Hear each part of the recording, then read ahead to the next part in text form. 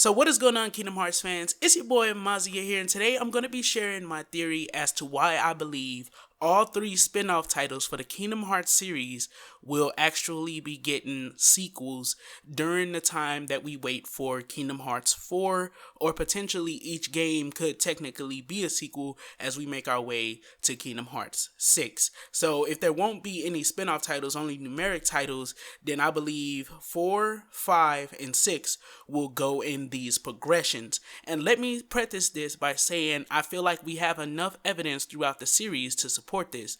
So first I'm going to start with Dream Drop Distance 2, because I believe we're going to be going in a reverse order, seeing as of course Riku and Kairi are both within Radiant Garden together. It makes sense that we'll go through this method first. So with Kairi going to sleep for a year, we know that she goes to sleep as she believes that her heart may have some type of connection to Sora that could potentially make it possible for them to find Sora. With this being said, we know that Dream Drop Distance is the story of Riku diving into Sora's heart to eventually wind up protecting him from the machinations of young Xehanort, who plans on making Sora the 13th vessel for Master Xehanort's 13 Seekers of Darkness. So with that being said, we do know that Riku within the Yozora secret cutscene that was updated into the game after the vanilla release, he actually is within Shinjuku. We initially believed that there was going to be some type of connection between Riku and Yozora, but what we've learned is that that whole Shinjuku area potentially is the exact same place where Sora and Yozora wound up having their battle. So that connection was actually to show that Sora and Yozora were going to have a connection at some point. They were going to meet at some point, as Yozora has been set free from the final world after either winning or losing to Sora within the Limit Cut episode. Regardless of which ones happens, Yozora is set free from the final world and sent back potentially into a point in his past within his own world. So with that being said, obviously, we know that that possibility could be the reveal that Riku is actually once again using the power of awakening to traverse through Kairi's heart, using her strong connection and love for Sora to wind up in Shinjuku. So that's how I believe we will get the whole premise of Dream Drop Distance 2. Moving into the next one, we have Birth by Sleep 2. So what would Birth by Sleep 2 be about? Well, I think it's going to be pretty much, basically, once again, something revolving around the sleeping year of Kairi, or the year that Kairi is sleeping. I don't know why I said it like that. Or the year that Kairi is sleeping.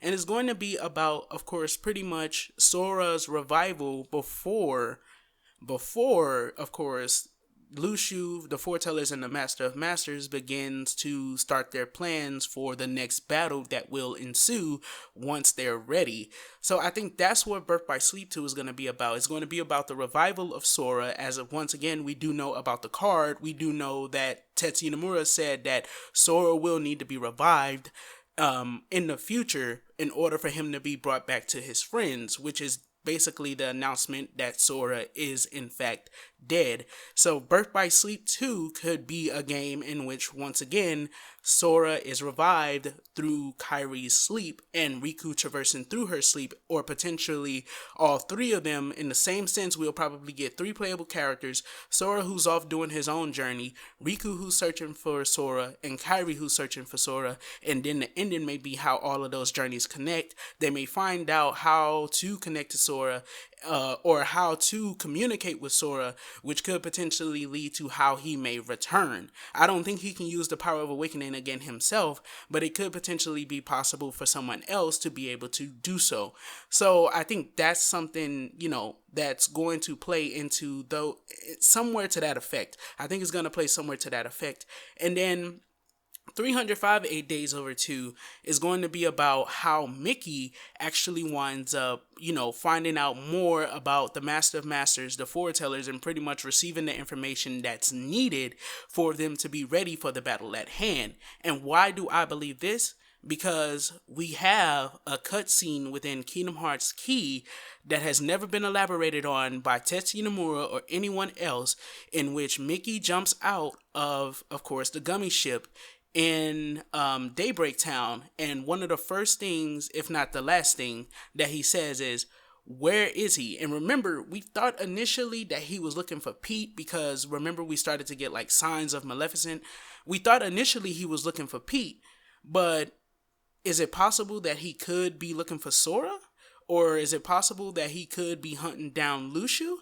Because obviously we know that in order for Mickey to be here, and apparently that was the Mickey, like the real Mickey, that's why we see him in Daybreak Town versus being found in a world that's conjured up by the book of fairy tales. So who knows? I mean the book of prophecies, not the book of fairy tales, the book of prophecies. So let me know what you guys think about these 3 points. And if you want to, you can go ahead and elaborate on them as well. I definitely do believe that we're about to see sequels for every single one of the spin-off titles. And I think that's why Nomura can say with confidence that we're about to see another Kingdom Hearts game that isn't Dark Road. We're about to see another Kingdom Hearts game almost immediately. So, not almost immediately, but very soon we're going to be seeing the next Kingdom Hearts game already, because this time I feel like they actually do have a plan as to how they're going to lay it all out. I think every single one of the spin-off games from, of course, the Dark Seeker saga is going to get a sequel, and I think this is what I'm saying here basically is the basic premise or the basic concept of why all 3 of them will get sequels, and also, how I think their premises are going to be based out. So thank you guys for tuning into this video. Let me know you guys' thoughts on this. Do you think that we will be seeing sequels for all 3 of them?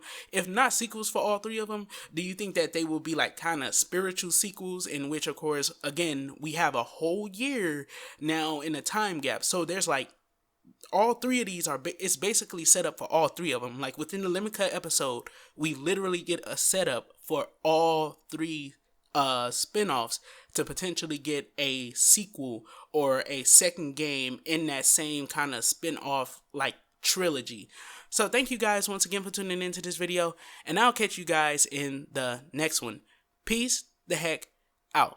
Oh, and just to say this, I think Yozora could potentially become a potential like recoded spiritual successor as well. So thank you guys once again, and I'll catch you guys in the next one. Peace the heck